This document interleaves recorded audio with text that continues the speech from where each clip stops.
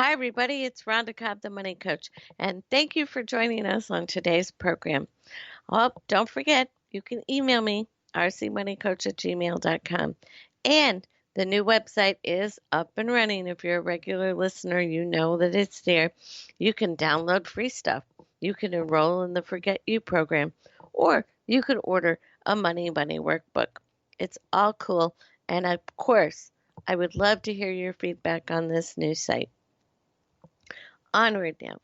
If you've been watching lately, a lot of people have asked this question. Whether you're on social media or you're just hanging with your friends, it's just amazing how many people are asking. And part of the reason is they're just tired. They're tired of all the work drama, tired of the social media drama, tired of the media drama, and they're really tired because they're caring for themselves, their families, their extended families, and so on. And I feel like women are particularly tired out these days. That's no big surprise. You don't need me to tell you that you're tired. But I can see that for myself, and I hear it in the voices of my friends. So today I thought that we would answer this question and spend a few minutes reviewing retirement planning. Oftentimes, the question is, what is the rule of thumb? How much do I need to have to be able to retire? How much savings? And my answer is always very sage and expert and considered. I always say, that depends, because that's the only honest answer. And it does depend. It depends on a few variables. And if you ask me a question, I always try to answer you honestly. That depends. So, why does it depend? Well, each of us has a different definition of retirement planning or retirement living. For one, it's a teeny apartment in a bustling community where you can walk to everything: the theater, the restaurant, the park, the grocery. For another person, it's a little more secluded. It's a cabin in the woods, a nice screened-in porch, a roaring campfire, some nice Adirondack chairs, a fishing pole, few friends now and again. And for a third, it's a luxury house or a beautiful condo near the beach and the ocean. Clearly, each of these options, or whatever your option is going to carry a different price tag. Plus, there are some other variables at work, like, when do you want to retire? Yesterday isn't an option if you're at work today. Just in case you're getting impatient. I know a lot of you are. Realistically, do you want to retire at 65? Do you want to retire at full retirement age, according to what Social Security has that little thing, you go to the website and you find out what your full retirement age is? Do you want to retire at 67? Or do you want to push it? Do you want to retire at 70? And I know people that say, I'm never going to retire. I'd be bored stiff. Okay, that's fine for you. But I have a client whose goal is to retire at 50. And you know what? I think they're going to make it. Of course, they have a plan, to be absolutely certain. Fair disclosure, they have a really good plan. I know they have a really good plan. I wrote it. Anyway, so without giving away the farm here and all the proprietary procedures that take place in the way I do my business, let's just go over some of the questions that I would typically ask you prior to creating a customized plan. Why are we going to do that? Because it's going to help you realize some of the things you need to take into consideration. Whether you choose to work with me or not, you still need to cover some of these questions. Okay? Now, I don't want to get too carried away with my proprietary procedures, because I have to admit I've noticed a lot of plagiarism lately. So this is a great time to remind everybody listening, every single show I do, I write. It's original content, except if we have a guest and then it's their original content. But it's all copyrighted. It's not meant for duplication without permission, whether that's print, video, your new book, social media, or whatever. It is mine, unless I'm the one promoting it or duplicating it. And if you've been a guest on my show, you know I promote you, but I never duplicate you. And the ditto goes for my blogs. So, housekeeping aside, let's go on with the show. Here's what you want to consider before you set a dollar value to your retirement savings account. You ready? How much do you live on now? This means, do you currently make, say, $75,000 a year, but you spend $85,000? You currently make $75,000, but your house isn't paid up, and you're putting $10,000 in credit card debt every single year because you spend more than you make? Or do you make that same 75 and you live in a house that's going to be paid off real quick, and you save every month, therefore you have no credit card debt? How much do you live on now? Not how much do you make. How much do you live on? Because if you spend more than you make, you live on 85. And if you're saving, you might live on 65 of that 75, or whatever your savings is. You see what I mean? Live on, not what do you make. What will change in retirement? Will you have the same expenses, or will there be some significant ones that fall away? For example, this is an easy example. I'm not picking on anybody.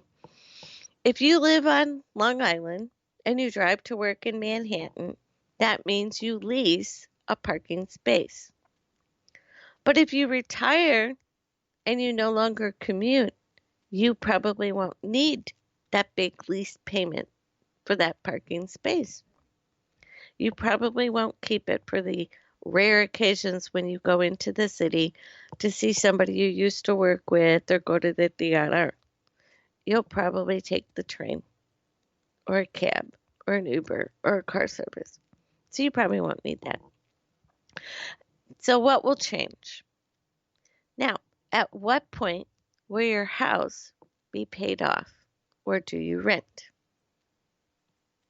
It's a good question. And before you retire, do you plan to move, downsize, upsize, buy digs at the beach or somewhere else? And if you're going to buy digs at the beach, will you get a spare room for me? Because I love the beach. I'll be a good visitor, honest, and I'm a great cook. Just saying. And what will stay the same in retirement? What are you going to keep? What are you going to change? Do we need to consider the year the mortgage is paid off and then you don't have a house payment anymore? That's a big deal for retirees. Get rid of that big house payment. All right? Take the sum of the changes and the steady expenses to find out how much you need to live on in retirement. So you're going to take what you live on now, take away what you're going to not have, add in what you're going to add to get whatever your vision of retirement is. This is going to give you an idea of how much am I going to need to retire every year in a comfortable, my dream vision state. Okay? Now, on top of that, I'm sorry to say, you have to add some money for the unknown dilemma of medical care. Or you need to add a smaller bunch for a really good Medicare supplement and a couple other things that go with that. Or an Advantage plan. Either way, there's going to be some medical expenses no matter what you do. Medicare is not free. Medical care is definitely not free. So you're going to need to account for that in your retirement. And we all know the older you get, it's just like a car. The older it gets, the more maintenance it needs. The same with your house. Yeah, our bodies do the same thing. So you got to have a little maintenance money in this retirement budget for both the house, the car, and the body. All right? Now let's see what's next. Oh, yes. Look up to see how much you're going to get from whatever retirement source you have paid into. Social Security, a pension plan at work, you're going to get that, maybe. Not many are left these days, but you might have one. The 401k that you contributed to, the IRA you contributed to. Look up and see how much is going to be coming to you each month from whichever retirement fund you paid into. All right? Now, depending on your current age, you might need to extrapolate. All right? But get it at least an idea. An old 401ks from previous employers and now you're at a new place, that old 401k needs rolled over, but that's another topic, okay? Now let's compare our projected income to our projected expenses. Is there an overage or a shortfall? Excess income compared to a projected expenses is good. That's a good thing. The opposite, not so good. So here's a hint. If you have a 30-year mortgage, 20 grand in credit card debt, you're over 60, and you think you're going to retire at 65, but you only have a moderate to moderately high 401k account at work, and it's currently in mutual funds, we have a little shortfall going on, and you need to talk to somebody really good, really fast. Okay? Just saying. Next, you need to consider how much have you saved so far, and where is it? Do you have an IRA and or a Roth IRA? Do you have investments outside of what's being carried in your 401k plan or your pension plan? And so on. Will any or all of these be contributing to your retirement income? And at the risk of sounding really crude and I don't know, it's just a weirdly weird question, but it's a big question. Will you also be inheriting funds? Well, some of you will, some of you won't. But if you're going to be, that may play into your retirement planning. That's just less money that you need to save. But I'll tell you, don't count on it. These things can change.